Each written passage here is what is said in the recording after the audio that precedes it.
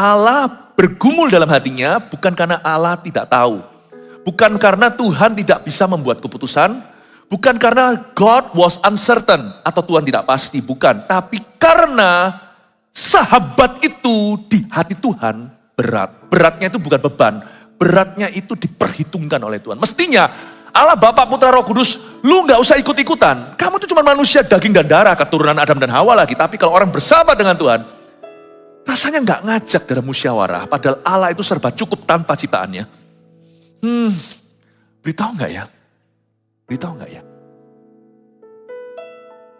Abraham gak nuntut loh. Tapi Tuhan yang gak enak. Luar biasa ya. Efeknya pada hati Tuhan. Kalau kita takut akan Allah. Jadi saya gak heran ada ayat. Barang siapa bergaul karib dengannya. Tuhan akan menyatakan perjanjiannya.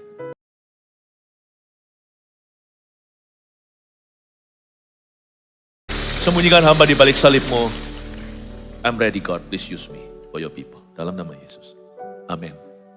Berikan shalom kanan kirinya sebelum Anda duduk. Puji Tuhan, silakan duduk. Thank you so much. Sekarang, I will touch on the subject of friendship with God. Bersahabat dengan Tuhan. Bukan sekedar melayani dia. Kalau melayani semua orang bisa. Tapi naiklah pangkat. Bukan berarti jadi hebat. Tapi jadilah sahabat.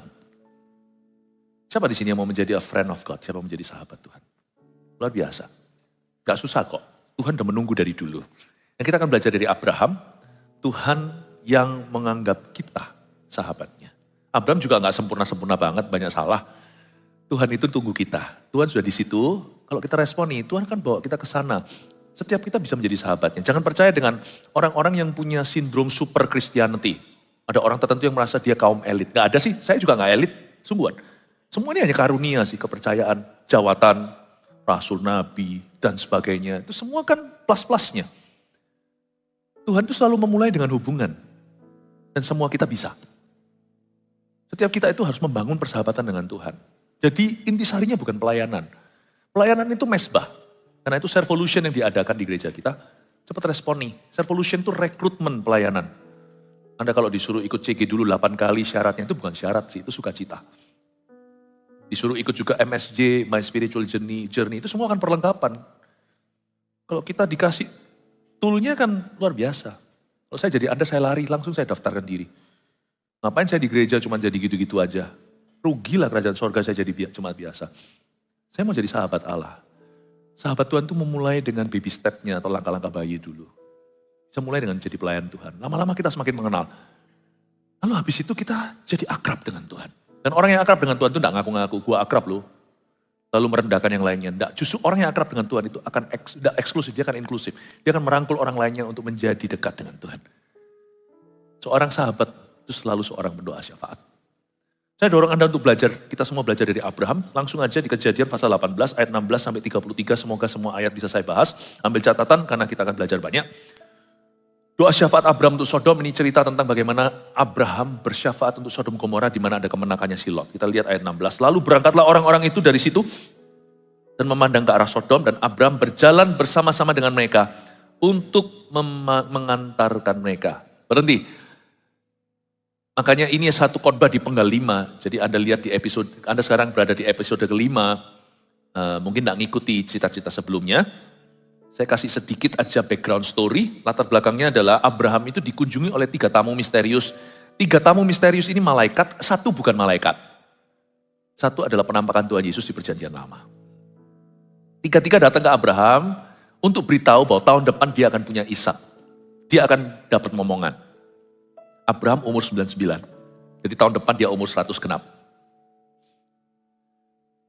Tapi mereka tidak berhenti sampai mendatangi Abraham. Mereka lanjut tripnya. Cuman yang lanjut hanya tinggal 2. Yang 1 lagi kembali ke sorga. 2 lagi ke Sodom dan Gomora. Ini adalah orang dari 3 orang itu. Salah satunya bicara sama Abraham. Inilah Yesus Kristus in the Old Testament di perjanjian lama. Lalu 2 orang setelah terjadi kesepakatan antara mereka berdua, Abraham dan pribadi yang jadi pemimpin mereka bertiga, setelah terjadi dialog serius, 2 itu pergi dan diutus ke Sodom Gomora, lalu kita tahu ceritanya, kota itu hangus. di bumi hanguskan. Sekarang saya ambil cuplikan pembicaraan antara salah satu dari 3 tamu misterius dengan Abraham. Nah, saya mau tunjukkan bahwa mereka ternyata lebih akrab daripada yang kita kira. Dan tamu itu sama sekali tidak misterius. Persahabatan dengan Tuhan itu tidak bisa dipungkiri. Kalau memang ada dalam setiap musim hidupmu, di mana saja, orang yang bersahabat dengan Tuhan akan merasa dekat dengan Tuhannya. Kita melihat pembicaraan mereka itu sangat-sangat indah. Kita baca ayat 16 sekali lagi, lalu berangkatlah orang-orang itu dari situ dan memandang ke arah Sodom. Dan Abraham berjalan bersama-sama dengan mereka untuk mengantarkan mereka. Jadi 3 orang itu habis mampir di Abraham, Abraham kasih dia makan daging, dan Sarah membuat roti dari tepung terbaik. Setelah mereka makan dan kenyang, mereka berjalan terus ke arah Sodom dan Gomora. Waktu berjalan, Abraham mengantarkan mereka. Abraham berjalan gak sampai Sodom Gomora, Abraham berjalan sampai mungkin berapa kilometer.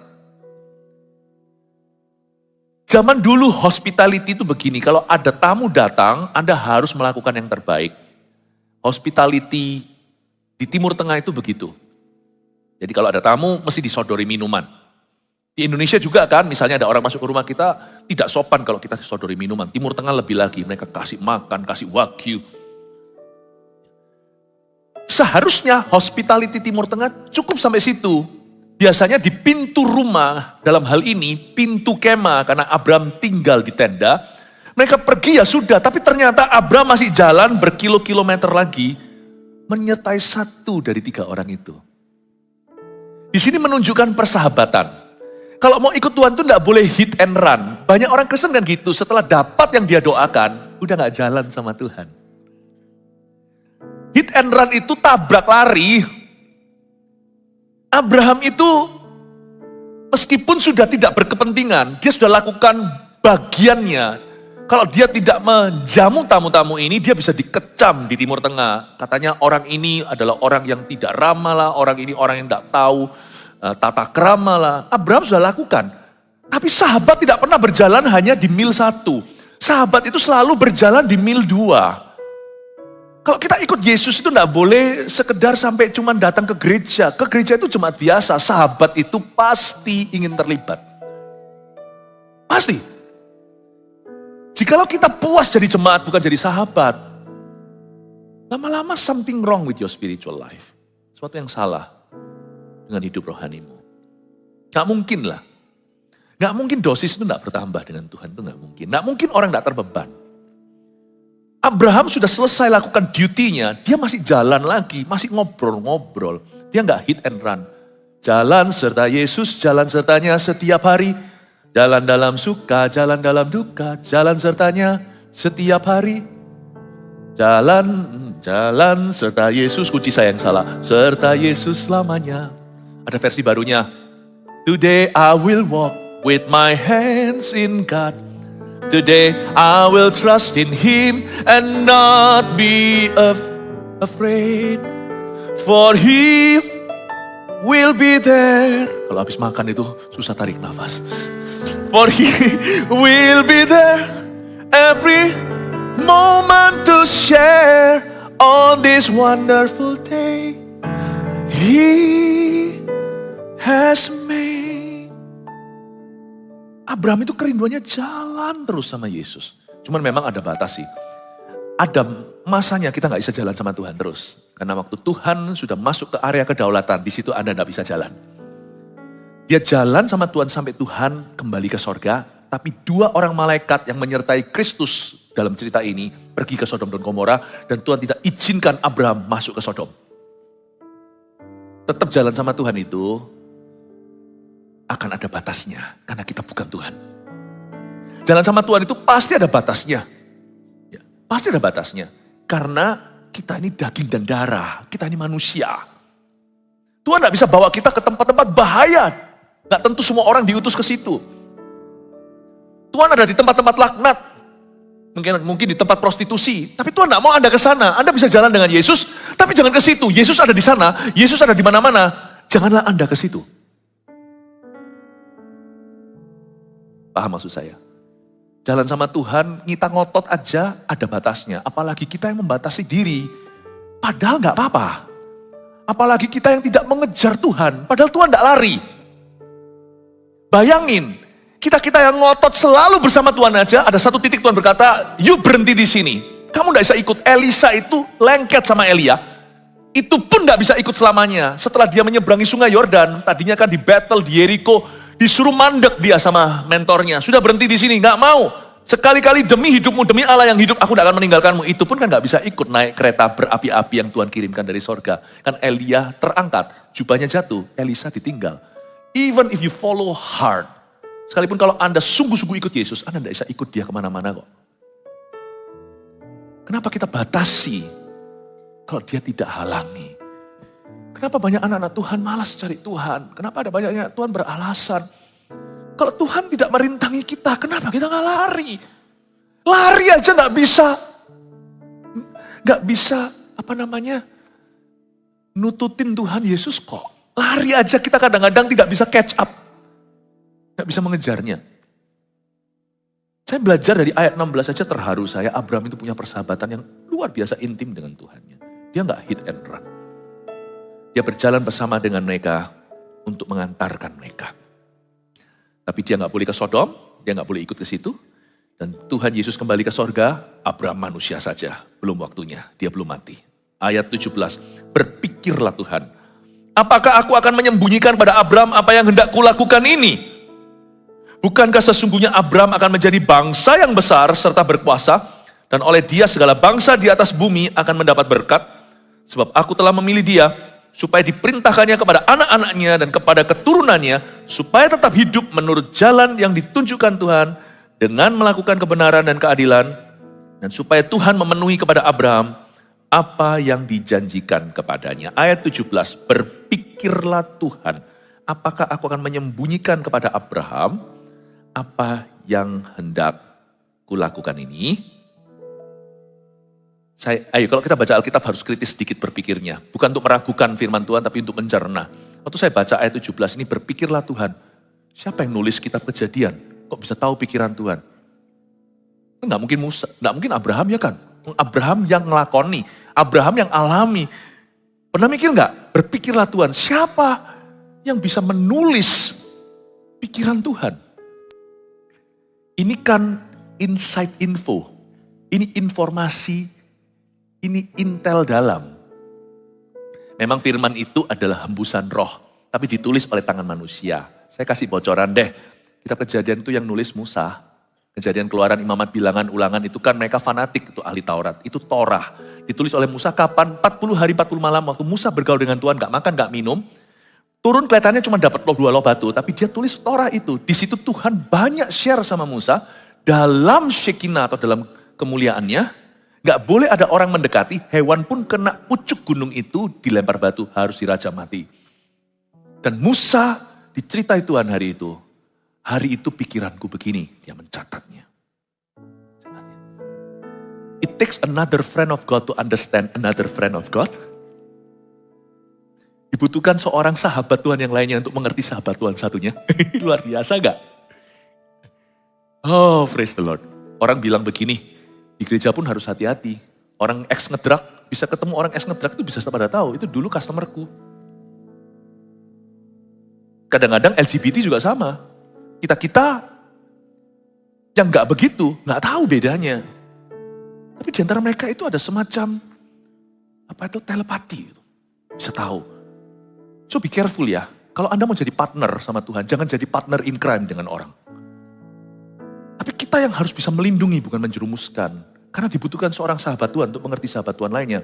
Dibutuhkan sahabat setan untuk bisa menjerumuskan sahabat setan satunya lagi. Yang padahal sudah mau hengkang dari dosanya. Gereja bukan tempat untuk kita menjerumuskan. Gereja bukanlah tempat untuk predator-predator. Baik itu drug kek, atau penipuan kek, atau dosa seksual kek. Hati-hati. Gereja off limit ya. Karena Anania Safira masih bisa terjadi. Jangan sampai terjadi pada satu gereja baru jerah. Pada satu titik Tuhan mempertahankan kekudusannya dalam gereja, 2 orang itu mati. 2 orang itu mati. Memang masalahnya bukan LGBT atau apa. Tapi sahabat Tuhan itu saling mengenal satu dengan yang lainnya. Tidak bersaing. Orang yang suka persaingan itu biasanya malah justru bukan bersahabat. Bukan bersahabat dengan Tuhan, malah kedangingan. Saya pelajari di sini, berpikirlah Tuhan. Musa mencatat apa yang Tuhan pikirkan waktu dia berinteraksi dengan Abraham. Musa ini tentunya keturunan Abraham juga. Di Gunung Sinai itu Tuhan mewahyukan apa yang menjadi pikirannya terdalam. Dan ini pikiran Tuhan ayat 17. Apakah aku akan menyembunyikan kepada Abraham apa yang hendak kulakukan ini? Tuhan tanya ini menggambarkan suatu pemikiran Allah. Bukan berarti Tuhan itu gak pasti, gak yakin butuh nasihat dari kita. Apakah aku sembunyikan atau ceritakan ya sama Abraham? Bukan. Allah bergumul dalam hatinya bukan karena Allah tidak tahu. Bukan karena Tuhan tidak bisa membuat keputusan. Bukan karena God was uncertain atau Tuhan tidak pasti. Bukan. Tapi karena sahabat itu di hati Tuhan berat. Beratnya itu bukan beban. Beratnya itu diperhitungkan oleh Tuhan. Mestinya Allah Bapa Putra Roh Kudus, lu gak usah ikut-ikutan. Kamu itu cuma manusia daging dan darah, keturunan Adam dan Hawa lagi. Tapi kalau orang bersahabat dengan Tuhan, rasanya gak ngajak dalam musyawarah. Padahal Allah itu serba cukup tanpa ciptaannya. Beritahu gak ya? Beritahu gak ya? Abraham gak nuntut loh. Tapi Tuhan yang gak enak. Luar biasa ya. Efeknya pada hati Tuhan. Kalau kita takut akan Allah. Jadi saya gak heran ada ayat. Barang siapa bergaul karib dengannya. Tuhan akan menyatakan perjanjiannya. Dalam bahasa Inggrisnya, whoever befriends God in the spirit of the fear of the Lord will reveal His covenant with him. Itu luar biasa dalamnya. Siapa yang berteman dengan Tuhan dalam takut akan Allah, kepada orang itu akan diberitahukan dan dinyatakan, diwahyukan, yang tidak diberikan kepada yang lainnya, perjanjian Tuhan. Luar biasa. Tapi jangan hati-hati dengan orang-orang yang ngaku-ngaku. Aku ini spesial, aku ini kaum elitnya Tuhan Yesus. Aku dapat pewahyuan yang bisa mengubah firman. Kitab Kejadian ini ada salahnya, kitab Wahyu salahnya, karena dia dapat wangsit dari Tuhan. Tertawa aja, tinggalkan orang itu. Ya, kita bisa jadi sahabat Tuhan, tapi kita tidak pernah menjadi penasihatnya. Jangan mengubah apa-apa.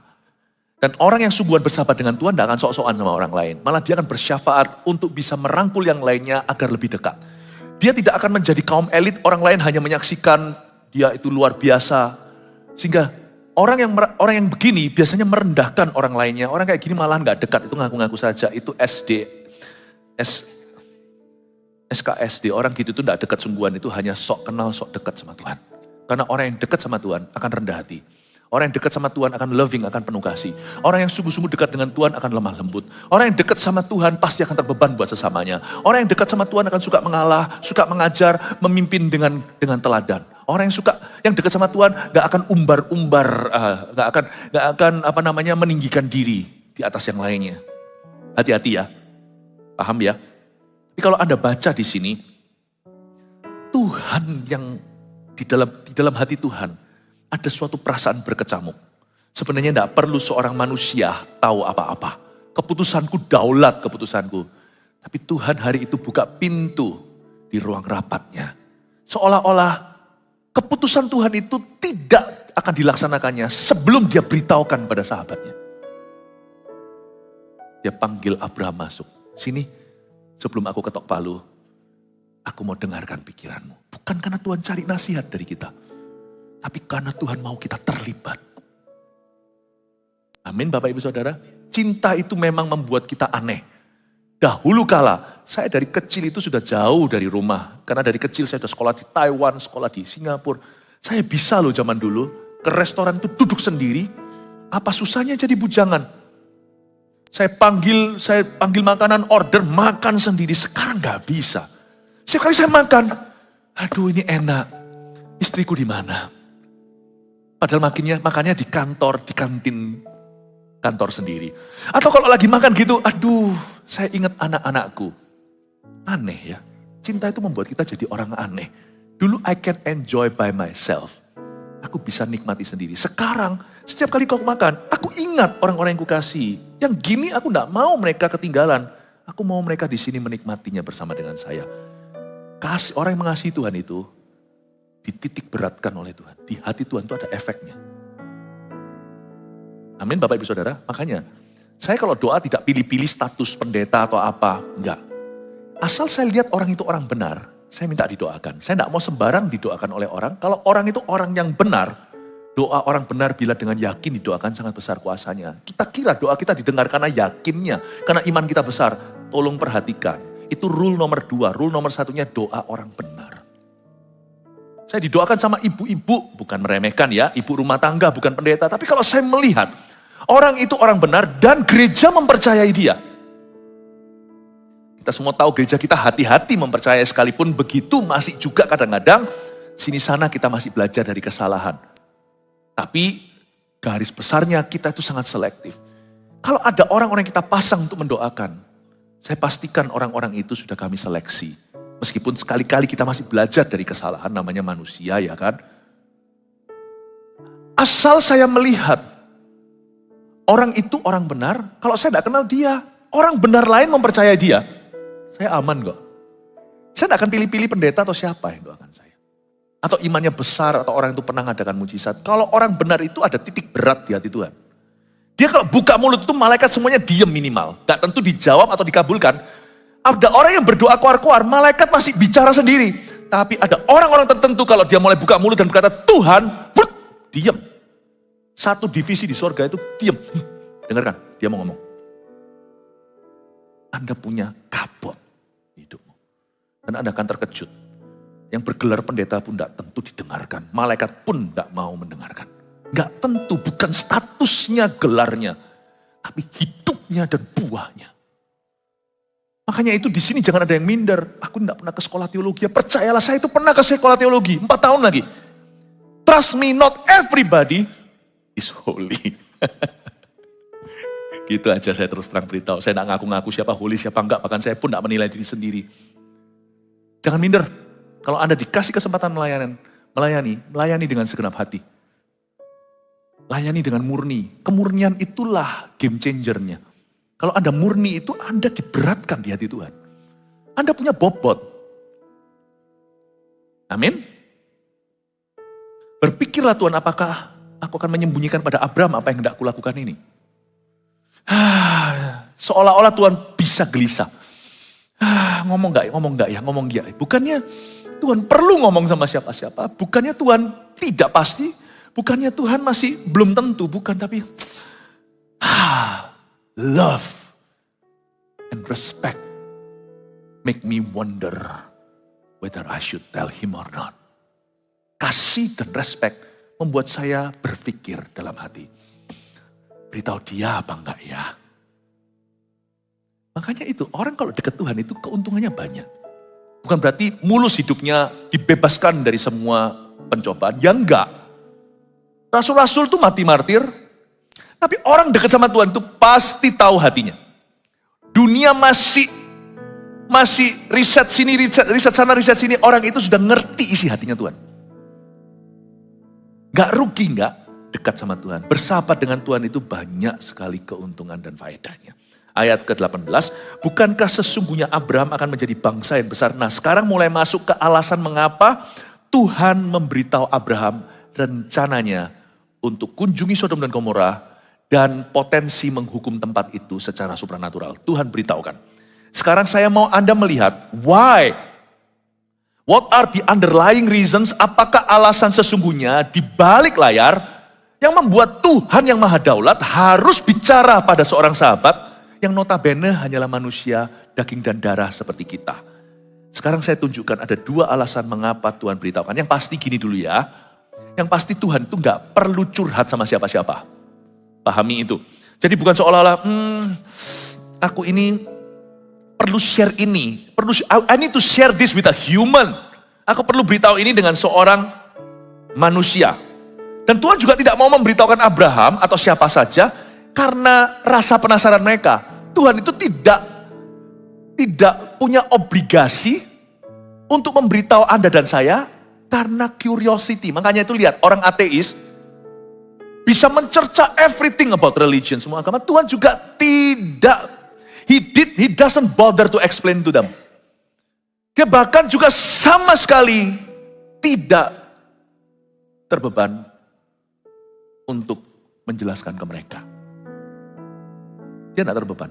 Kecuali Tuhan akan selalu otak-atik hati nurani mereka. Coba lihat. Jadi yang pasti sebelum kita lihat alasan sesungguhnya kenapa Tuhan cerita sama sahabatnya. Yang pasti bukan karena memuaskan rasa penasaran manusia. Atau karena Tuhan butuh curhat. Tuhan tidak butuh itu. Salah satu pengertian saya tentang Allah Tritunggal. Ini gak bisa kita mengerti sepenuhnya di atas muka bumi, di hidup ini. Allah Bapa, Putra, Roh Kudus. Ketiganya adalah satu, Allah kita tunggal. Tapi Tritunggal itu juga menjelaskan kepada kita waktu penciptaan manusia Kejadian pasal 1. Baiklah kita menjadikan mereka seperti gambar dan rupa kita. Kata kita itu tidak ada musyawarah di musyawarah itu tidak ada Anda dan saya. Allah Tritunggal itu penuh dan lengkap. Tidak membutuhkan sama sekali secara emosi untuk kita berada di tengah-tengah mereka. Allah Tritunggal, Allah Bapa, Putra, Roh Kudus, Allah yang tunggal itu. Gak perlu you and me for God to feel confident. Karena kalau kita lihat diri kita sendiri, wah cakep ganteng, tunggu dulu. Berapa puluh tahun lagi mulai kelihatan terbuat dari abu. Ketika mulai keriput, mulai apa, kita itu semakin nampak, kita itu terbuat dari tanah. Kita melihat diri kita di cermin bisa mengagumi diri sendiri. Atau kita bisa berkata, wah, orang yang latihan nge-gym lalu kelihatan bisa mengagumi ototnya sendiri. Yang perempuan kalau mulai langsing kurus 5 kilo, wah seneng sekali. Di mata Tuhan ya terus terang ya. Dia melihat kita, dia tahu kita ini debu dan abu. Waktu kita melihat diri sendiri, terserah apa yang kau lihat di depan cermin atau kaca. Tuhan melihat debu dan abu karena dia pencipta kita. Makanya saya tuh gak ngerti kenapa Tuhan tuh cinta sama kita itu. Kenapa Tuhan belani hidup kita. I don't understand. Ya. Tuhan itu matanya tembus pandang. Coba kalau kita di MRI atau CT scan. Anda pernah lihat? Cakep gak cakep gak ada bedanya. Dalamnya itu cuman isinya organ-organ tubuh, darah-darah atau apa. Gak ada bedanya. Tuhan tuh melihat kita tuh tembus pandang. Dia gak melihat tampang. Dia lihat kita tuh dia tahu kita debu dan abu. Jadi saya mau beritahu dulu bahwa Tuhan tidak pernah terkesan dan Tuhan tidak dengan kita, Tuhan tidak perlu curhat dan Tuhan tidak mau memuaskan rasa penasaran kita. Lalu sesungguhnya apa alasan Tuhan cerita apa-apa sama sahabatnya? Kita lihat ayat 19, sebab ayat 18, bukankah sesungguhnya Abraham akan menjadi bangsa yang besar serta berkuasa dan oleh dia segala bangsa di atas bumi akan mendapat berkat. Garis bawahi, menjadi bangsa yang besar. If God reveals anything to us, debu dan abu, pasti alasan dibalik itu demi umat Allah. Pasti, karena Abraham akan menjadi bangsa yang besar. Saya tidak boleh GR. Hai debu dan abu seperti Anda dan saya, nggak boleh GR berlebihan. Kalau Tuhan wahyukan saya sesuatu, ada bahaya lalu kita diluputkan. Atau kita nggak tahu apa yang terjadi di dunia, tapi ternyata lewat kebijakan-kebijakan di perusahaan atau bahkan di ministry dalam gereja, ternyata sudah dipersiapkan groundwork-nya. Waktu pandemi datang, bum. Malah justru bukan menjadi kejatuhan, malah menjadi momentum. Misalnya media dan sebagainya. Kalau Tuhan wahyukan apapun yang kesannya disengaja dalam bentuk sebuah pernyataan, atau yang tidak disengaja dalam bentuk kebijakan, remember this, itu bukan karena hoki, bukan karena arah anginnya, feng shui-nya dapat. Atau bukan karena tanggalnya itu tepat. Seperti sekarang orang mau kawin, mau marriage aja cari tanggal yang baik. Not at all. Tahu nggak kenapa? Kalau Tuhan nyatakan atau wahyukan anything yang akan menjadi berkat besar dalam hidupmu, it's always for God's people. Dia nggak lihat Abraham saja, sekalipun Abraham sahabat. Karena Abraham akan jadi bangsa yang besar. Aku lakukan ini untuk Israel. Saya merasa saya ini banyak kecipratan berkat. Benar. Misalnya, kalau kita ada sakit, penyakit, terus sampai suatu hari nggak sengaja, saya dengar ya, ada salah satu leader kita kena sakit. Nggak sengaja itu. Baru aja kemarin saya jadi Jawa Tengah. Ada satu orang ditemukan CA. Kalau Anda lihat orangnya, nggak nampak seperti pernah kanker. Dia itu nggak sengaja ketemu di tubuhnya itu kanker yang seharusnya nggak terdeteksi di organ itu. Nggak bisa lewat cek darah saja, tapi kan ada keluhan lain, dicek, ketemulah kanker itu. Memang ada tindakan medis, tapi dia termasuk golongan beruntung. Biasanya kanker tersebut kalau ketahuan sudah stadium 4. Kalau sudah ada keluhan, itu pasti sudah nyebarnya sudah di paru-paru lalu otak. Itu saya lihat dia, kenapa ya Tuhan orang ini hoki? Karena selidik demi selidik, orang ini cinta melayani. Dia berguna bagi umat Allah. Tuhan wahyukan sesuatu tanpa disengaja.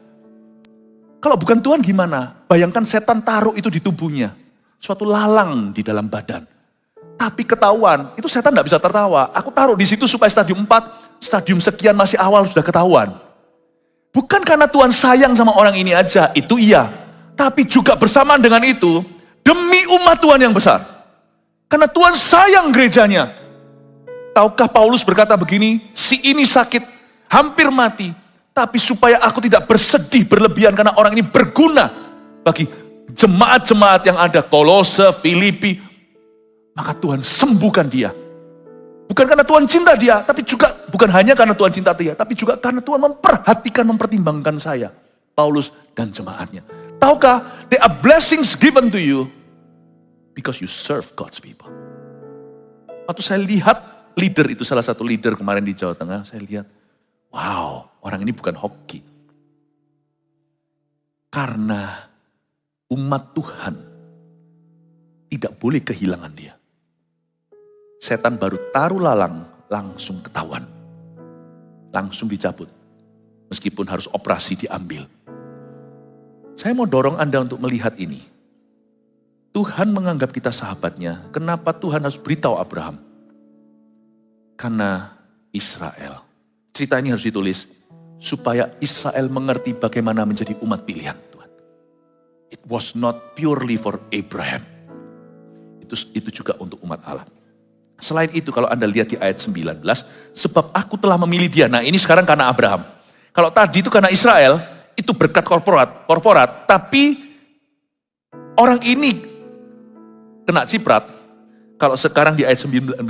Ini urusan Tuhan secara individu dan personally dengan Abraham. Sebab aku telah memilih dia.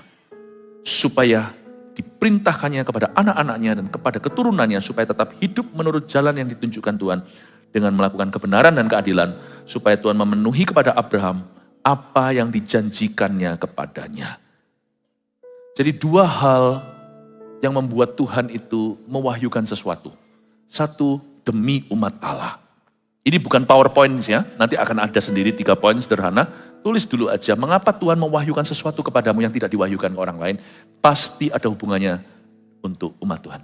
Pasti demi gereja.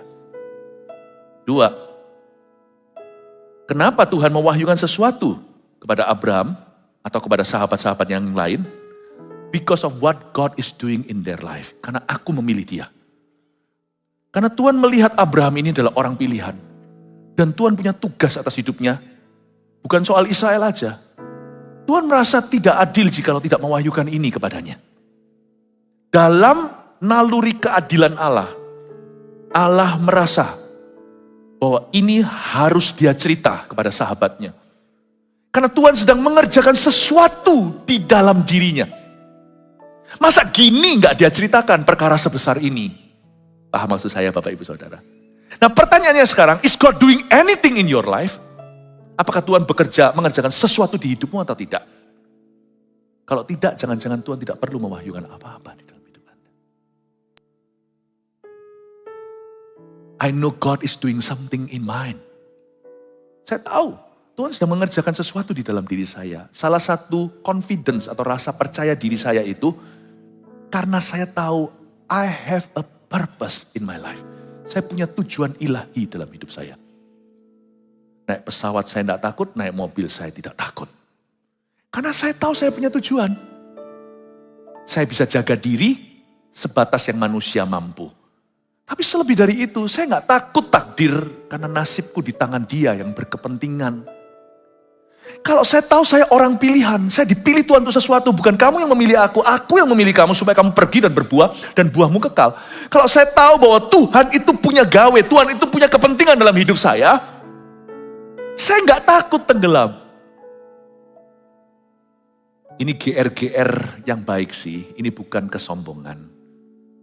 Kalau ada apa-apa, saya nggak rugi kok, karena mati adalah keuntungan. Kalau ada apa-apa sama saya, kalau belum waktunya, yang rugi adalah bukan saya. Karena saya ketemu Tuhan tidak rugi apa-apa. Tapi Tuhan ketemu enggak orang seperti kita di antara umatnya. Kalau Anda punya kesaksian seperti itu, Anda tidak akan takut hadapi apapun juga. You will not be afraid. The sense of purpose. Makanya orang yang tidak pelayanan apa-apa, tidak kontribusi apa-apa pada kerajaan sorga, tidak pernah memberi diri, tidak pernah melayani maksud ilahi. Orang seperti itu sebenarnya hidup dalam ketakutan. Karena Anda tidak tahu, Anda bisa asuransi kanan kiri, lakukan ini itu, taruh semua hartamu di lumbungmu, di dalam hatimu tetap ada satu fear, rasa takut. So anything can happen to you and God will not help you. Apapun bisa terjadi denganmu, Tuhan akan menolongmu. Mungkin uang bisa menolongmu sebentar. Mungkin koneksi Anda bisa, kepandaian Anda, tapi sebentar. Ada sebuah ketakutan. Dan sahabat Tuhan punya divine assurance, bukan asuransi. Divine assurance itu artinya kepastian ilahi. Bahwa I have a purpose in my life. Aku punya tujuan. Ini tolong dipahami, tangkap dengan baik ya. Jangan ditwist, jangan disalah ngerti. Saya tidak takut kok. Yang harusnya concern itu bukan saya. Bapak Ibu Saudara, kenapa Tuhan wahyukan sesuatu kepada hambanya, kepada sahabatnya itu Abraham? Kenapa Tuhan wahyukan? Satu adalah demi umat Allah, demi Israel. Dua, karena Tuhan sedang mengerjakan sesuatu dalam hidupnya. Tuhan berkepentingan dalam hidup Abraham. Dan Tuhan harus wahyukan. Tuhan tidak bisa tidak. Tuhan tidak bisa merahasiakan sesuatu. Meskipun Tuhan tidak beritahu Abraham segala sesuatu. Karena tidak ada dalam ayat Alkitab, Abraham maha tahu. Tapi Tuhan pasti akan beritahu sesuatu kepada Abraham jikalau dia perlu tahu. Abraham pasti diberitahu. Karena Allah sedang mengerjakan sesuatu yang ilahi di dalamnya. Orang ini pilihanku. Paulus lagi down pun Yesus berdiri di sebelah kanannya dan berkata, jangan takut Paulus, aku punya banyak pengikut di kota ini. Bukan karena Paulus spesial, tapi karena Paulus melakukan pekerjaan Tuhan. Because Paul bahasa Inggrisnya did the Lord's bidding. Kata bidding itu bahasa Inggrisnya seperti taruhan. Xiao. Taruhan. Kita mempertaruhkan hidup kita untuk Tuhan. Barang siapa kehilangan nyawanya akan memperolehnya. Tuhan akan mempertahankan nyawa kita. Paulus diberitahukan dia down aja sudah menjadi serious business. Sudah menjadi dia sudah menjadi perhatian Tuhan. Dia lagi down aja. Paulus tidak boleh down. Orang ini kalau down, nanti semua orang down. Tuhan langsung encourage dia, langsung kuatkan dia dan berkata, kamu jangan takut. Seluruh kota ini banyak pengikutku. Biasa. Elia lagi down, minta mati, depresi. Tuhan datang ke gua itu dan berkata, masih ada 7.000 orang yang tidak mencium kaki Baal. Kamu get out dari sini, urapi Elisa. Bapak, Ibu, Saudara, kalau Anda tidak terlibat misi apa-apa, Tuhan juga tidak terlibat apa-apa di hidup Anda. Segitu aja. Cukup dia mati, kuberimu tanda tidak lebih daripada tanda Yunus. Pada hari ketiga, ikan memuntahkannya. Sudah, aku mati di Kalvari. Enough, I will not tell you anything else. Hidupmu hidupi sendiri. Aku akan berjalan dengan hamba-hambaku. Makanya saya tidak berani berhenti melayani Kristus. Bukan karena ketakutan masuk neraka, bukan. Karena saya takut kehilangan persahabatan dengan Allah. Saya tidak mau tarik Tuhan ke hidup saya. Hidup saya bawa. Di mana Tuhan berada, hidup saya berkembang di sana. Carilah dahulu kerajaan sorga dan kebenarannya. Semua akan ditambahkan. Saya dorong Anda. Kalau di sini masih ada orang yang merasa jadi jemaat biasa, sudah oke aja. Not in this church. Di gereja ini Anda diajari partnership with God. Kemitraan dengan Tuhan. Tahukah, tanpa harus menunjuk ke gereja mana, karena itu bukan urusan kita. Gereja itu ada hakimnya sendiri, yaitu Tuhan sebagai kepala. Tapi kita perlu evaluasi gereja sendiri. Tahukah, tidak sedikit di dunia ini gereja yang murtad. Kita evaluasi aja, jangan sampai gereja kita murtad jalan. Detik di mana we stop following Christ and we demand Christ to follow us. Waktu kita berhenti mengikuti Kristus, tapi kita tuntut Kristus ikut kita dan menjadikan dia sinterklas. Saat itulah gereja kita murtad. Not this church. This church akan menjadi gereja Kristus. Paham menangkap ini ya Bapak Ibu Saudara? Tuhan yang menganggap kita sahabatnya karena kita berjalan dengan dia. Bukan Tuhan suruh antar kita yang antar Tuhan. Kita lihat ayat 20, sesudah itu berfirmanlah Tuhan, sesungguhnya banyak keluh kesah orang tentang Sodom dan Gomora dan sesungguhnya sangat berat dosanya. Saya sempat tanya juga waktu baca ini, gimana ya Tuhan? Tuhan maha tahu sih, jadi nggak usah sesuatu banget baca ayat ini, kita langsung ngerti lah. Tuhan bisa tahu tanpa melalui informan. Tetapi di sini Tuhan bicara dalam bahasa manusia sama Abram. Sesudah itu berfirmanlah Tuhan, sesungguhnya Abram banyak keluh kesah orang tentang Sodom dan Gomora. Sesungguhnya sangat berat dosanya. Kalau Tuhan ngomong sama Abraham, banyak keluh kesah, saya jadi mikir kira-kira siapa saja ya informannya.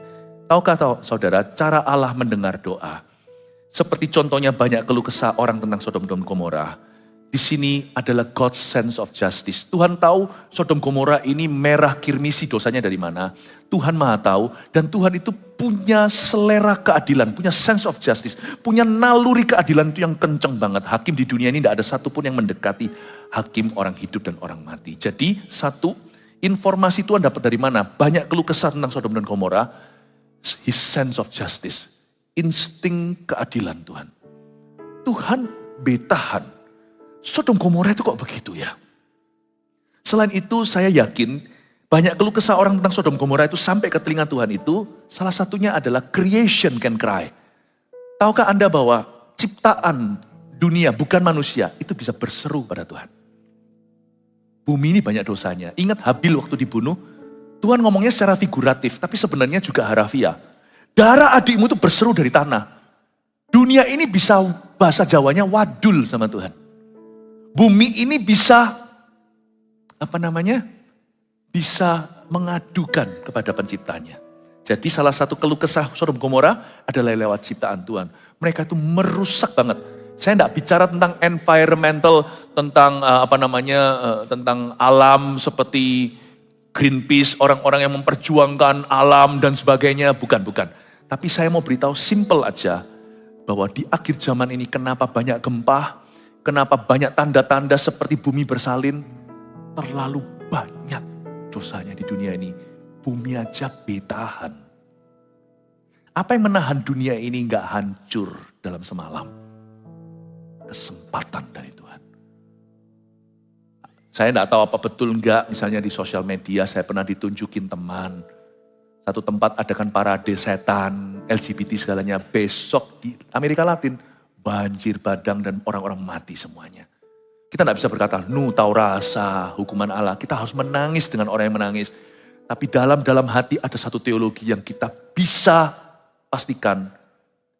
Itu ada kebenaran. Setelah kemarin mereka parade besar-besaran, laki cium laki, perempuan cium perempuan, setengah telanjang jikalau bukan telanjang, dan elu-elukan setan, gak butuh Yesus. Besoknya langsung terjadi tsunami di sana. Paham maksud saya? Bumi bisa laporkan sama Tuhan. Barusan ada parade homoseksual di sini. Bumi bisa laporkan. Itulah sebabnya kalau rumah Anda tidak mau dihuni hantu, jangan sampai rumah yang terdiri dari batu mati itu bisa berseru pada penciptamu. Banyak dosa di sini. Gak pernah mungkin terpikirkan. Selama ini yang kita kira bisa mengadu itu pendoa syafaat atau manusia. Ternyata bumi bisa mengadu.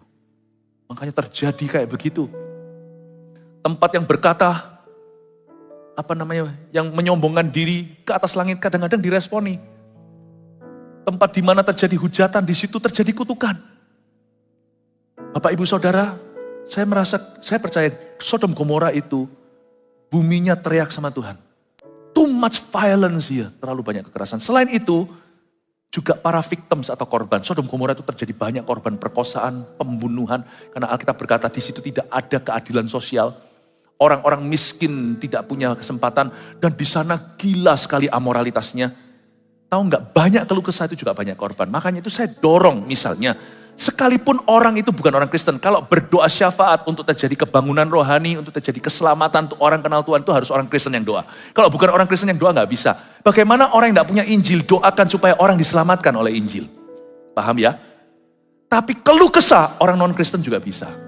Makanya itu kita jangan menabur kejahatan di mana-mana. Karena keluh kesah orang ini, kalau kita menekan orang berlebihan, bisa jadi buruh kita, bisa jadi teman kita yang kita rugikan, bisa jadi strangers, orang asing, gak tahu siapa di jalanan. Pokoknya kita itu orang jahat deh. Orang yang melukai terlalu banyak orang. Tahukah? Di Sodom Gomora itu banyak victim. Mereka pun bukan orang benar. Tapi mereka teriak sama Tuhan. Orang-orang di sini jahat. Itu didengar sama Tuhan. Dengar. Saya baru mempelajari sesuatu. Kita kalau baik itu jangan cuma di gereja. Mata Tuhan melihat kita di mana-mana. Saya kalau sama tukang parkir misalnya, saya baik hati sama mereka.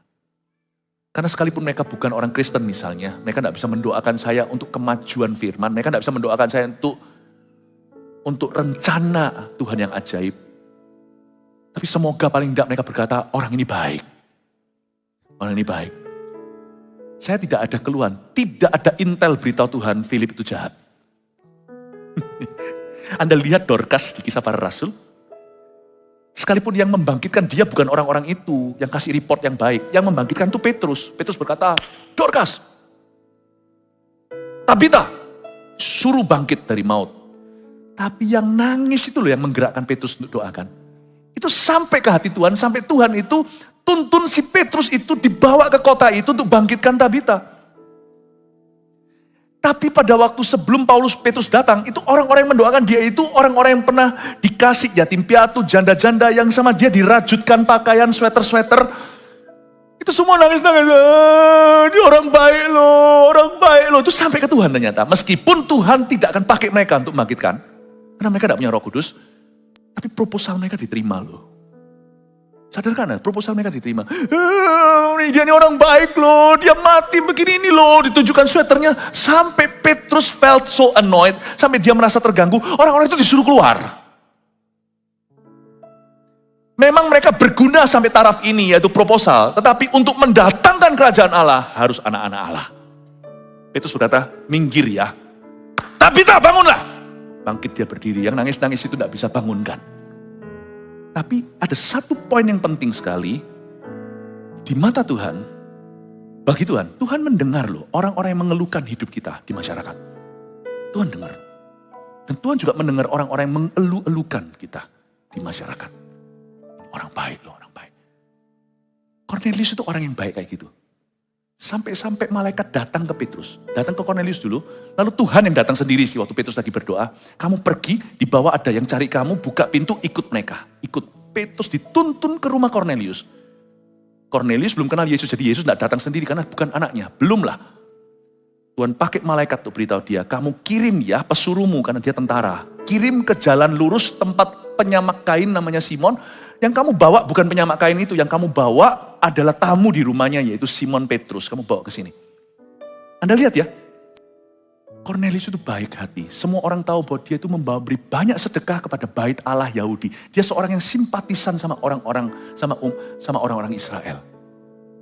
Jadi dari sini saya mengambil kesimpulan bahwa Tuhan itu mendengarkan keluh kesah di masyarakat tentang kita. Dan Tuhan itu sampai ke telinga kita, hal-hal baik yang kita lakukan. Itu ada. Makanya kalau jadi sahabat Tuhan itu tidak boleh hanya di gereja, harus di masyarakat. Semoga yang naik ke Tuhan nanti ngeluhkan saya itu cuma haters yang tidak punya fondasi. Tapi orang-orang yang semoga tidak ada keluhan dari hidup saya ke Tuhan Yesus. Saya itu takut sama Tuhan bukan hanya di gereja, tapi di dunia. Dari ini kita pelajari bahwa Sodom Gomora dibarbecue sama Tuhan. Gara-gara bumi mengeluh, korban berjatuhan satu-satu mengeluh. Janda-janda itu anak yatim piatu. Yang diperkosa, yang dirampas, yang pakai gaya mafia. Itu satu-satu naik. Tuhan tidak tentu hukum langsung, tapi cepat lambat akan ada hukuman. Jadi sini kita tahu bahwa Allah kita itu mendengar. Semoga ini menjadi berkat buat kita untuk lebih mawas diri, hati-hati. Jangan cuma di gereja, karena di gereja kita bisa pasang kedok rohani. Tapi mata Tuhan itu menjelajah ke seluruh bumi. Surat Tawarik. Sedikit lagi ya, lalu kita selesai. Ayat 21, baiklah aku turun untuk melihat apakah benar-benar mereka telah berkelakuan seperti keluh kesah orang yang telah sampai kepadaku atau tidak. Aku hendak mengetahuinya. Ayat 21 ini bisa membingungkan kalau kita tidak kenal Tuhan sungguhan, kita bisa kira kalau Tuhan tidak tahu. Tuhan butuh riset dulu, enggak sih. Baiklah aku turun untuk melihat itu hati Tuhan. Tuhan itu kalau hukum itu mau hukum kita itu Tuhan selalu berlamban-lamban. Aku mau turun untuk melihat itu, dengan kata lain, aku mau ke sana bukan aku sendiri, aku utus 2 pesuruhku minimal untuk berdialog dengan mereka. Dimediasi. Masa gak ada sih, meskipun Tuhan tahu hasil akhirnya, tapi Tuhan tidak akan berhenti mencoba. Meskipun Tuhan tahu hasil akhirnya, tapi Tuhan yang memberi hak bebas pada manusia, coba utak-atik di area itu. Tuhan kirim 2 malaikatnya untuk berdialog. Siapa tahu masih ada orang yang bisa diajak bicara sama malaikat-malaikat Tuhan. Ternyata enggak. 2 orang itu datang langsung mau diperkosa, langsung mau diserbu oleh massa. Kalau Anda baca di cerita Sodom dan Gomora. Meskipun Tuhan tahu, kalau Anda tahu keluarga yang Anda cintai ini pasti mati, tetap di kemoterapi enggak? Kalau Anda tahu, papa Anda yang Anda sayangi, sudah dibolongi di sini, cabut pasti mati, dan toh tidak bisa sembuh, dokter berkata ini tidak bisa di-reverse, diputar balik, Anda tetap kasih oksigen sampai akhir hayatnya enggak? Manusia yang jahat aja bisa baik kok. Tuhan tahu mereka pasti binasa. Tuhan tetap kirim 2 malaikat terbaiknya. Dialog sekali lagi sama mereka. Duduk sekali lagi. Mau diperkosa. Bukan diperkosa. Dari situlah keluar kata sodomi. Karena semua yang serbu itu laki-laki. Malaikat Tuhan 2 itu juga pria. Malaikat Tuhan tidak ada yang wanita by the way. Kalau tiba-tiba ada di rumahmu satu perempuan mengaku malaikat Tuhan, hati-hati tengkinglah. Kecuali kalau itu istrimu memang malaikat tak bersayap ya. Paham maksud saya? Itu hati Tuhan. Aku mau turun untuk mengetahui itu berarti sekalipun dia pasti mati, ku kasih oksigen sampai titik darah penghabisan, itulah kasih. Supaya Anda melihat di sini bahwa sekalipun orang jahat diberi kesempatan sama Tuhan. Ayat 22, lalu berpalinglah orang-orang itu dari situ dan berjalan ke Sodom. Tapi Abram masih tetap berdiri di hadapan Tuhan. Tuhan sudah mulai ngamuk tentang Sodom dan Gomora. Saya kasih saran ya di ayat 22, Abram masih tetap berdiri di hadapan Tuhan. Waktu Tuhan senang, jalanlah dengan Tuhan. Jangan Tuhan tunggu Tuhan marah, baru kita melayani. Banyak orang kan gitu, ketika dia sudah mengalami musibah stroke, berkata nanti kalau aku sembuh, aku melayani Tuhan. Telat, KASEP. Orang bangkrut dulu berkata nanti kalau sampai saya sudah bangkit lagi bisnisnya, saya akan menjadi donatur kerajaan sorga. Udahlah, yang gitu-gitu buat nek, buat muak. Lebih buat muak lagi apa? Orang yang mendoakan dia tapi pamrih. Nanti kalau sembuh ya, kamu melayani ya di gerejaku. Aduh, Injil jadi murahan. Nanti ya kalau seperti Anda keluar dari hutang ya, kasih persembahan persepuluhan. Aduh, jijik aku mendengarkannya. Kalau ada bantu, orang sudah terpuruk, gak usah tuntut apa-apa. Tapi kalau orang tumbuh terpuruk, dia baru janji sama Tuhan. Tidak ada kemuliaan yang ada, hanyalah kemuakan. Udahlah, minta tolong aja sama Tuhan, gak usah janji apa-apa. Itu lebih mulia. Jadi kalau Tuhan lagi happy, walk with Him. I suggest, saya sarankan, kalau Tuhan lagi please, lagi happy, terjadi gerakan di mana, terjadi aktivitas rohani, jalan di situ. Jangan perlu disuruh seperti bagal atau keledai liar yang harus dicambuk, dikasih tali les, baru jalan. Jangan. Sukarela. Tapi kalau Tuhan angry, don't walk. Berdiri. Kalau papa lagi marah, diam aja. Anak saya waktu saya marah, saya jarang-jarang marah. Waktu saya marah, waktu mereka masih kecil, kita bikin berdiri. Berani, lalu pergi tinggalkan saya. Habislah. When papa is mad, don't walk. Jangan nanti aku mau berbuat ini, berbuat itu untuk Tuhan. Jangan, tambah ngamuk. When God is mad, stand still. Abraham mengerti itu sebagai sahabat. Waktu Tuhan lagi sudah mulai merah mukanya bicara tentang Sodom Gomora, banyak keluhan sampai ke dia. Abraham berdiri di hadapan Tuhan, tidak jalan. Tapi waktu Tuhan senang, dia jalan. Ayo Tuhan, jalan serta Yesus. Berbahagialah orang yang melayani sebelum dimarahi sama Tuhan. Sebelum diizinkan apa dan apa terjadi. Berbahagialah orang yang bisa memberi sebelum Tuhan pukul keuangan. Berbahagialah orang yang berkata, tanganku kerja buat Tuhan, mulutku puji namanya, kakiku berjalan cari jiwa, upahku besar di sorga. Pikirannya orang yang melayani Tuhan karena sukarela. Nangkep ya ini ya? Dikit lagi boleh, lalu selesai ya. Saya dengar-dengar di luar masih macet dari minggu-minggu yang lalu. Abraham datang mendekat dan berkata, apakah engkau akan melenyapkan orang benar bersama-sama dengan orang fasik? Ini bagus sekali, mulai masuk ke doa. Dia mulai datang ke Tuhan, jadi dia mendekat dan berkata, Tuhan gak ngamuk kalau didekati. Padahal raja itu kalau gak manggil, Anda gak boleh masuk ke hadiratnya. Tapi Abraham dekat. Jadi keuntungan bersahabat dengan Tuhan itu gak tentu segala sesuatu diinisiasi oleh Tuhan. Tuhan yang menggerakkan dulu. Kalau Tuhan gak bergerak, kita bisa gerakkan. Ngomong gini gak boleh, bukan lancang. Ngomong gini itu bukan ngawur. Dengan kondisi kita sudah ngerti kehendaknya, kita sudah hidup dalam firman-Nya. Tahukah ada banyak mujizat terjadi, meskipun semua sumbernya adalah Tuhan, Tuhan yang memberi kerinduan, tapi sadarkan Anda, ada mujizat yang terjadi, karena ada orang yang menginisiasi, itu bukan Tuhan Yesus, tapi ada orang yang berdoa bagimu. Inilah keuntungan seorang sahabat, dia tidak nunggu Tuhannya panggil, dia bisa mengajukan. Maka dia datang mendekat, memberanikan diri, kalau orang lain pasti mati. Yang SKSD, yang sok kenal, sok dekat sudah langsung rebah dulu tak bernyawa, tapi Abraham diterima di hadiratnya. Apakah engkau akan melenyapkan orang benar bersama dengan orang fasik? Di sini mengajari pada kita effective prayer, doa yang efektif selalu dimulai dengan menghampiri Tuhan dengan hati. Karena Tuhan tidak akan marah kalau kita datang dengan hati. Bagaimana sekiranya ayat 24, ada 50 orang benar dalam kota itu. Apakah engkau akan melenyapkan tempat itu dan tidakkah engkau mengampuninya karena ke-50 orang benar yang ada di dalamnya? Abraham tidak lancang, dia berkata, Tuhan, kalau ada orang benar, masa Tuhan akan hanguskan sama orang fasik? Dia tidak mengkritik Tuhan loh ya. Di sini jangan sampai kita salah mengerti, mengira bahwa Abraham demands an explanation from God. Nah, disinilah kita kurang tahu diri.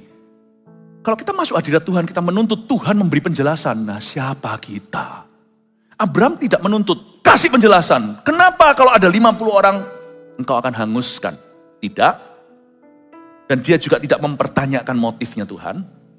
Dia hanya bicara dari hati. Seolah-olah semua tergantung dengan dia. Abraham bisa terbeban gini pun Bapak Ibu Saudara, juga karena dia kenal Tuhan. Andai kata Abraham zaman dulu belum dapat pernyataan firman. Zaman dia sebelum Haran masih di Ur Kasdim, di tempat penyembahan berhala, di rumah papanya. Saya rasa Abraham juga nggak ngerti syafaat atau terbeban bagi sesamanya. Ujung-ujungnya loh, kita bisa inisiatif sebagai sahabat. Kita bisa gitu pun karena Tuhan di hidup kita. Ya kan? Tapi keuntungan orang yang bersahabat adalah, kadang-kadang ada mujizat yang seharusnya nggak terjadi. Secara manusia saya bicara, coba cerna. Tapi karena sahabat Tuhan yang memproposalkan, terjadi. Sungguhan. Menurut saya salah satu contoh itu adalah waktu Paulus di kapal karam. Kapalnya itu mau tenggelam, 200 sekian awak kapalnya. Dan Paulus dapat pernyataan, gara-gara kamu semuanya akan selamat. Tapi kapalnya akan kandas, barang-barang akan naas. Tapi tidak satu pun terjadi casualty atau korban nyawa. Menurut saya, itu kalau tidak ada Paulus, itu pasti tenggelam. Orang-orangnya. Jadi ada mujizat yang terjadi, karena ada orang benar di dalamnya. Sadarkah Anda bahwa kita yang bersahabat dengan Tuhan bisa mengubah sejarah? Mungkin tidak bisa mengubah dunia, kita bisa mengubah sejarah seseorang. Amin. Dia berkata seperti itu, jauhkan kiranya daripadamu untuk berbuat demikian, membunuh orang benar bersama dengan orang fasik, ayat 25, sehingga orang benar itu seolah-olah sama dengan orang fasik. Jadilah kiranya yang demikian daripadamu, masakan hakim segenap bumi tidak menghukum dengan adil, dia tidak menggurui Allah. Tapi kalau kita lihat, ayat 26 sekarang, Tuhan berfirman, jika ku dapati 50 orang benar dalam kota Sodom, aku akan mengampuni seluruh tempat itu karena mereka. Abraham menyahut begini, sesungguhnya aku telah memberanikan diri berkata kepada Tuhan, walaupun aku debu dan abu. Ayat 27, Abraham sedekat itu bahkan saja tidak SKSD. Dia maju, tawarkan 50. 50 ya Tuhan. 50 Tuhan. Baik, aku akan selamatkan kalau ada 50. Lalu dia mundur selangkah, maafkan aku lancang Tuhan. Luar biasa ya. Kalau saya baca ayat 27, orang sedekat dia sekali berimannya bisa begitu segan sama Tuhan. Kira-kira saya ini, waktu baca ini, saya tuh tertemplak loh. Saya terlalu berani sama Tuhan. Berapa banyak di antara kita pernah berkata, aku kecewa sama Tuhan. Dan kita berkata, mengapa Tuhan berkata gini? Sana siapa ngomong gitu sama Tuhan? Ini sudah sedekat itukah seperti Abraham sedekat itu sama Allah? Abraham ngomong 50 lalu mundur selangkah, sesungguhnya aku telah memberanikan diri berkata pada Tuhan walaupun aku debu dan abu. Saya itu gak berani. Saya beritahu terus terang ya, saya sama Tuhan kenal, saya rasa sih saya kenal dekat. Tapi biar Tuhan yang bersaksi bukan saya. Tapi semakin dekat saya kenal sama dia, semakin takut saya. Takutnya bukan ketakutan, semakin segan, awesome, holy.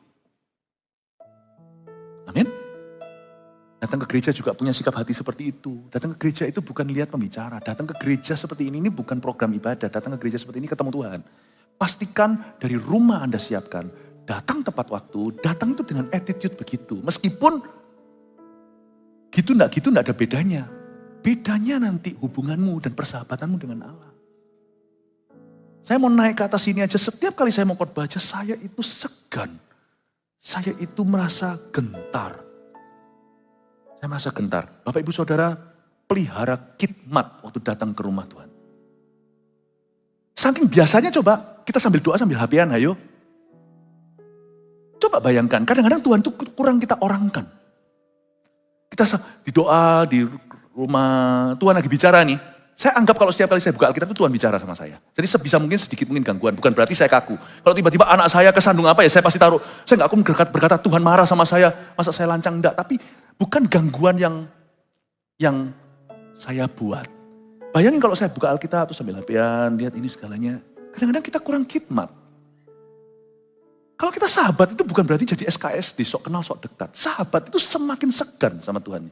Karena dalam persahabatan ini, kita itu juniornya, Tuhan itu seniornya.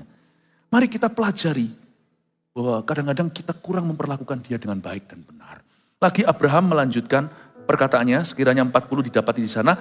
Saya lompat sampai ayat 32. Abraham mulai menawar dari 40 ke 30 ke 20. Sampai akhirnya harga terakhir di berapa? 10. Ayat 32 katanya. Janganlah kiranya Tuhan murka kalau aku berkata sekali lagi, ini saja. Dia pakai kata, janganlah kiranya Tuhan murka. Tuhan tidak harus kabulkan doaku, aku tidak akan kecewa. Tapi dia punya kemenakan di sana. Janganlah kiranya Tuhan murka, kalau aku berkata sekali ini saja. Sekiranya 10 didapati di sana, firman-Nya, aku tidak akan memusnahkannya karena yang 10 itu. Lalu pergilah Tuhan setelah ia selesai berfirman pada Abraham. Dan kembalilah Abraham ke tempat tinggalnya. Tunggu sebentar. Tadi pertama kali buka harga, Lot minta, ini siapa? Abraham minta berapa? Gocap, 50. Abraham punya kemenakan, cuma satu namanya Lot. Dan dia tahulah, pasti pernah lihat sosial medianya. Mungkin Abraham pernah cek Instagramnya, gitu ya bahasa modernnya. Dia pasti tahu Lot punya istri dan punya 2 putri. Tapi dia minta 50, padahal dia cuma buka harga 4. Di sini kita melihat seorang pendoa syafaat. Abraham itu, kenapa dia disebut sahabat? Karena dia tidak berdoa untuk keluarganya sendiri. Kalau dia berdoa bagi keluarganya sendiri, semua pengikut agama ya begitu. Tapi kalau dia mengutamakan kerajaan sorga, barulah itu sahabat Allah. 4 orang saja dia buka harga, dia minta gocap, minta 50. Mau tahu kenapa? Karena dia coba luck-nya. Waktu dia berdoa, dia berkata, kalau 50 berarti bebannya bukan hanya untuk Lot, tapi untuk Sodom dan Gomora. Lihat hatinya, makin hari makin mirip sahabatnya. Abraham itu ingin menyelamatkan. Tuhan pun berduka untuk menghancurkan sebuah kota atau 2 kota sekaligus seperti itu.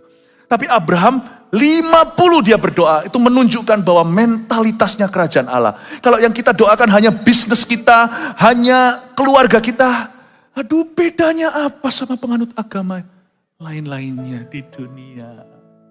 Sahabat Allah itu bukan agama, sahabat Allah itu kerajaan Allah. Apakah Anda sahabat Allah? Kalau concern kita hanya hidupku dan hidupku melulu dan orang-orang yang kupedulikan, you are no different. Paham maksud saya Bapak Ibu Saudara? Dia minta 50. Dan akhirnya dia berhenti di 10. Saya kadang-kadang mikir seharusnya dia teruskan. Tapi Abraham mungkin mikir begini ya, mungkin ya. 10 gimana? Lalu dia berhenti tawar-menawar dan negosiasi. 10 itu dia pasti punya pikiran begini. Lot dan istrinya dan 2 orang anaknya. Masa puluhan tahun di Sodom dan Gomora gak bisa bawa 6 orang kepada Tuhan. Pasti adalah. Ternyata mengecewakan. Selama Lot di situ puluhan tahun. Tak ada satupun yang dia bawa. Anak-anaknya pun rusak. Nanti incest sama dia, tidur sama ayahnya sendiri. Dan istri Lot juga kayak gitu duniawi. Lihat ke belakang jadi tiang awan. Tiang awan. Tiang garam. Ya. Paham Bapak Ibu Saudara? Dia pikir, aku gak bisa selamatkan 50, gak apa-apa 6 aja bersama dengan 4 orang anggota keluargaku. Ternyata yang gak dapet tuh 10. Saya kadang-kadang mikir ya, mestinya Abraham jangan kembali ke tempat tinggal ya. Teruskan lagi gitu loh. Tuhan, sorry. 5 dikasih enggak? Kira-kira dikasih enggak? 5 pun enggak ada loh, karena Lot cuma 4. Kalau akhirnya Abraham berkata, sudah enggak usah ada orang benar, ada Lot seorang kau selamatkan. Dikasih enggak? Enggak tahu, saya enggak tahu. Tapi sahabat tahu batasnya. Sahabat tahu batasnya. Dia melihat raut wajahnya. Dan dia tahu bahwa Tuhan merasa sudah cukup. Dia tahu berhenti, hands free. Dan dia berkata, ya Tuhan 10, thank you. Akhirnya 10 pun gak ada kan? Tapi Sodom Gomora tetap dibakar. Tuhan tepati janji. Tapi Lot selamat kan? Kalau tidak ada doa syafaat, Lot pun masuk dalam kategori dibakar. Kenapa? Karena 10 tidak ada, semua Sodom Gomora tidak ada satupun yang lolos, semua harus mati. Tapi gara-gara Abraham beranikan diri, gak dapat 10, cuma dapat 4. Tetap selamat, -1 istrinya jadi tiang garam. Tetapi selamat gara-gara Abraham. Saya beritahu, Lot kalau di sorga hari ini, kalau saya nggak tahu ceritanya gimana akhirnya, dia pasti akan berterima kasih sama. Abraham tidak bisa menyelamatkan Sodom Gomora. Abraham tidak bisa menyelamatkan seluruh dunia, apalah. Cuman Timur Tengah juga tidak bisa. Tapi Abraham, gara-gara Abraham seorang sahabat, seorang Lot tidak jadi meringkuk di neraka. Dia diselamatkan dari Sodom dan Gomora. Bapak Ibu Saudara, maybe at the end of our life, kita tidak bisa mengubah dunia. Tapi berbahagialah orang yang kenal seorang sahabat Allah. Sebab hidup orang itu akan berubah selama-lamanya. Saya ingin Anda mencatat 3 poin ini, maafkan saya kalau saya over waktu banyak. Kejadian yang kita baru membaca, Tuhan yang menganggap kita sahabatnya. Lihat 3 poin yang munculkan di sini. Nomor 1, orang yang berjalan dengannya dalam takut akan Allah adalah sahabatnya. Itu saja sih syaratnya, takut akan Tuhan. 2, rahasia Tuhan ada pada orang-orang yang bergaul karib dengannya. Yang pasti orang yang bersahabat dengan Tuhan akan tahu sesuatu, bukan tahu segala sesuatu, tahu sesuatu yang orang lain tidak tahu. Itu sudah pasti. Tungguan. 3, doa harus spesifik. Saya suka doanya Abraham. 50, 40, 30, 20. Dia nggak ngawang. Dia nggak seperti orang yang making a wish kalau happy birthday to you. Dia punya doa itu spesifik. 50, 40, 30, 20, 10 dia tahu berhenti. Stop di situ. Lalu dia percayakan pada Tuhan. Lot selamat. Berarti doanya Abraham seharusnya gagal toh. Dia minta 10 pun nggak ada kok. Tapi Tuhan ingat sahabatnya. Gara-gara dia, Lot, aku furi dia. Lot difuri oleh Tuhan gara-gara Abraham. Padahal Lot seharusnya 11-12 sama jahat. Doa harus spesifik dan bermula dari pengenalan yang benar akan Tuhan. Doa nggak boleh ngawur dan doa juga tidak boleh jambal dengan Tuhan. Doa harus dimulai dengan sebuah pengenalan dulu. Tuhan, dengan segan. Apakah engkau akan melenyapkan orang benar dengan orang fasik? Tuhan, beranikan diri ya aku berkata kepadamu walaupun debu dan abu. Tuhan, masakah engkau akan memusnahkan sekali lagi aku berkata, beranikan diri kali ini saja, 10 gimana? Anda lihat itu, susunan doanya. Itu bukan topik-topik doa, pengenalan akan Allah. Tahukah Anda, sahabat Tuhan bisa minta sesuatu yang non-sahabat gak bisa. Kalau ini bukan Abraham, 500 pun gak dikasih sama Tuhan. Sorry ya. Kalau ini sahabat tengah-tengah, mungkin 50 saja.